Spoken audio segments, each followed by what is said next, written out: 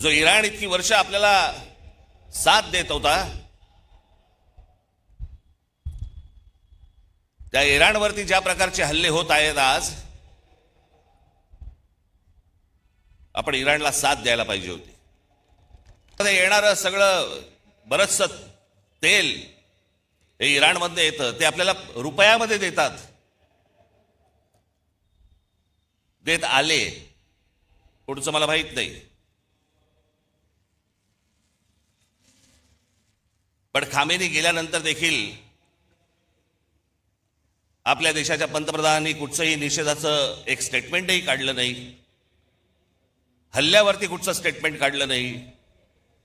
जो देश आजपर्यंत जम्मू काश्मीरच्या प्रश्नावरती देखील आपल्याला पाठिंबा देत आला, भारताला पाठिंबा देत आला, त्यांच्या मागे आपण आज अडचणीच्या काळामध्ये उभे राहिलो नाही, याचा त्रास निश्चित भविष्यात होणार आपल्याला.